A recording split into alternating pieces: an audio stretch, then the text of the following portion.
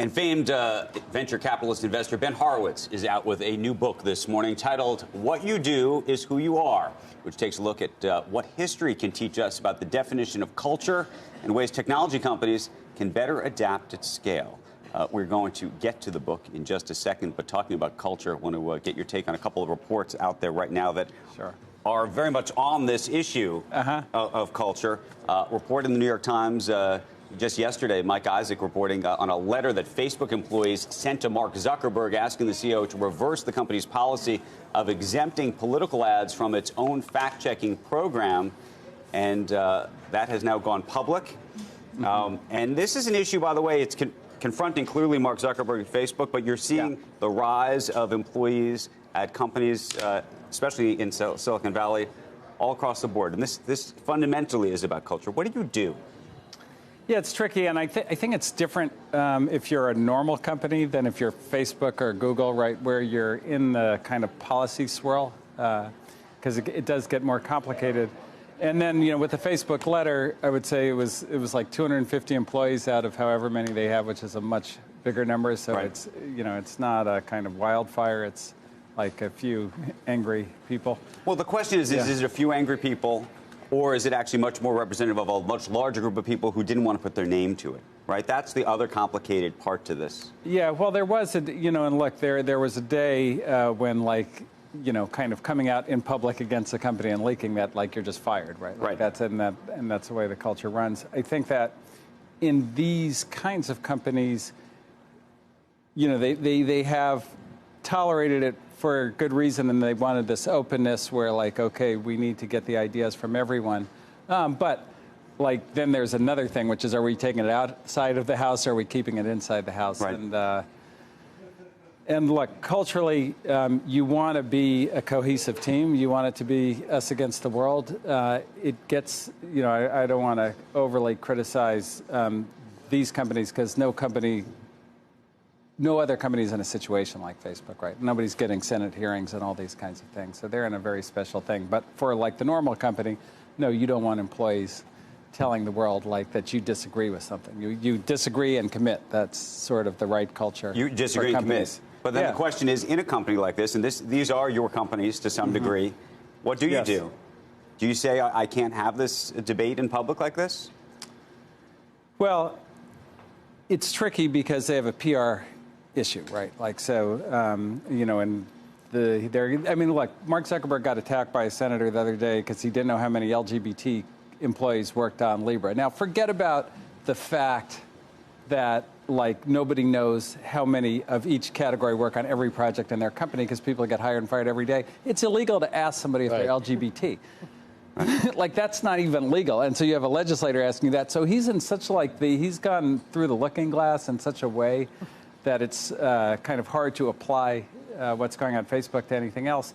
But, look, I think in general, yeah, he should, to some degree, not tolerate people taking company business outside of the company, because this is not just like, oh, should we release this product or should we build that product, which is a normal company issue. This is like, how do elections work in the United States of America? Are we undermining democracy? What would happen is if a you different fired category. all these people who signed this letter right now? That would, like, the blowback he would get. The blowback would be unbelievable. So, like, I don't really think he has a choice to do that, because it feels now like he's kind of crossed over, and they've crossed over into, like, Facebook itself is the biggest country in the world, you know, is a little bit how it's viewed. So he has all the citizens of Facebook who may be upset. And so it's, you know, he's in a very special, like, place, and without, I mean, that's the one company where, so, like, it's hard to book, if he doesn't have it already. Oh, he definitely has it. Yeah. He would come away with what, though?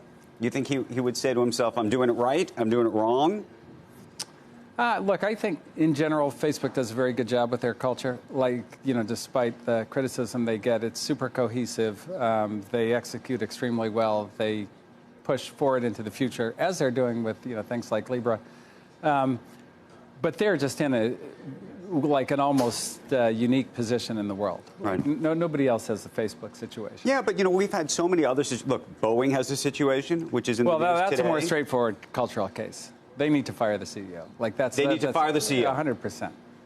Okay. Why do you say that? Well, because, look, somewhere along the line, like no matter what you do on regulation, you're never going to know what the people in the company know. There's no question people in the company knew that the 737 should have been in the air. The fact that they didn't say it, the fact that earnings became more important culturally than safety at a company like Boeing, like you need an object lesson, you need to cut somebody's head off. And like I don't think anybody's head other than the CEO is going to change the culture at that place. Yeah, they offered up in the way it unit needs to. heads Yeah, last week. yeah, of course. But that's not like if people are dying, that's a whole different category of thing.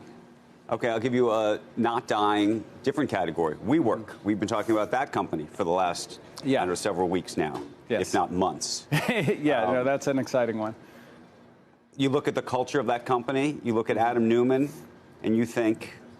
Well, look, I think it had amazing cultural strengths and often the strength of a culture is related to its weakness. So, it had this crazy optimism where, like, they were going to change the future of work, and they used it to raise a lot of money, but also attract an amazing kind of set of talent and kind of get this consumer brand for commercial real estate into the world, which is a very difficult thing to do. So it accomplished a lot with it. But the downside of an optimistic culture is always like, what happens with bad news? Like, can you actually hear it? Or is it like, I don't want to hear bad news? And I think that at WeWork, like for sure, whoever was going, like we don't actually have as much money as we thought we did.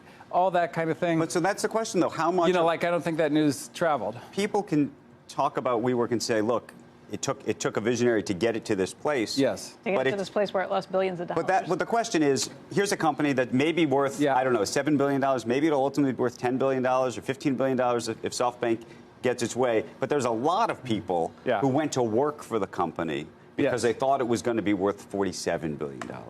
No question. Yeah, no, and I think that...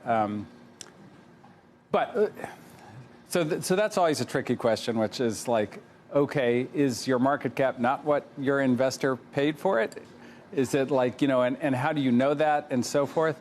But I do think like the big problem was the culture got away from reality. Like the culture was so reality distorted that they couldn't hear what was really going on in the business. And look, I've interviewed people coming out of WeWork. I know there are people who knew they just didn't even know where the money was.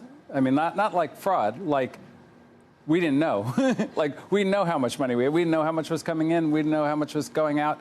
And so like you get into that state. How do you get into that state? Well, it's because along the way people are going, hey, look, our systems, our processes aren't keeping up with this business.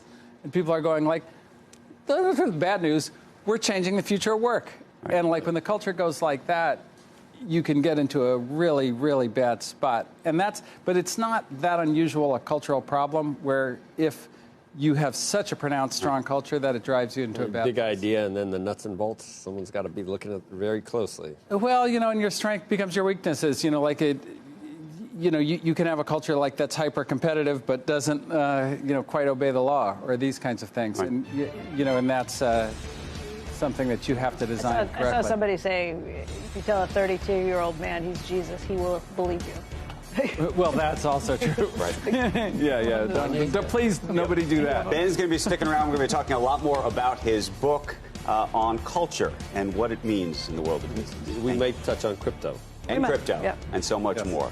What you do is who you are. I need to know how you like Libra and Bitcoin and how those two coexist. Yeah, they're very different. I know. I think Libra should be based on Bitcoin, not a fiat currency. No, I don't think so. That because won't it wouldn't work for payments because you need Bitcoin, stablecoin. So you like it as digital. Well, it's got to be gold. stable. So there's two problems with Bitcoin for payments. One is stability. Well, there's three, at least. One is stability. Two is transaction speeds. And then three is just programmability. But it doesn't. Libra just sounds like PayPal or Venmo or something. It's not sexy no. like Bitcoin. It's not distributed. Marketing it's not, aside, we will